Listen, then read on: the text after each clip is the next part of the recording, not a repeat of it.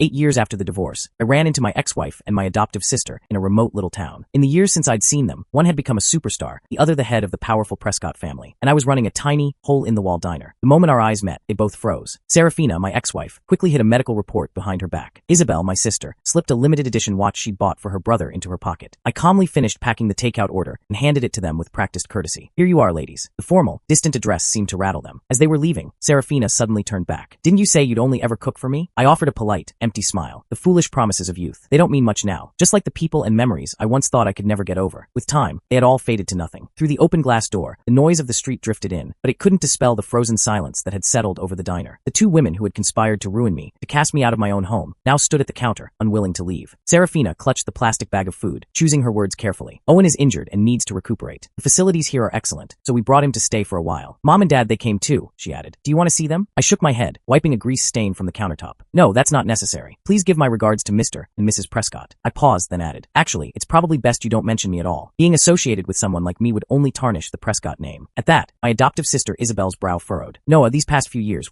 Noah, a young woman with streaks of red in her hair, bounced into the diner, instantly latching onto my arm like a koala. I'm starving. The school cafeteria food was literal poison today. I chuckled, ruffling her hair. You say that every day, Gigi. There's a plate of your favorite shrimp scampi in the kitchen. I just made it. Go get it yourself. Gigi just hugged my arm tighter, whining. No, you have to eat with me. Noticing that my other two visitors still hadn't left, my smile faded. Is there anything else I can get for you ladies? The message was clear, but it took them a long moment to shake their heads. Serafina seemed to drift off for a second when she heard shrimp scampi. Isabel stared at Gigi clinging to my arm, her lips parting as if to speak, but no words came out. I led Gigi into the back, the curtain falling behind us and cutting off their view. When I came out again, they were gone. Hey, Gigi said around a mouthful of shrimp. Did you know them? They weren't here to cause trouble, were they? I've seen them on TV. One's a huge celebrity, the other runs the Prescott Corporation. They're kind of a big deal. I placed another shrimp in her bowl. Just regular customers, I said with a light laugh. If I knew people like that, do you think I'd be running this little diner? I'd have moved us all into a mansion by now. Gigi giggled and leaned in conspiratorially. I heard that Superstar's husband is the one who's sick. The whole family came all the way out here just to take care of him. Must be nice, having that many people who care about you.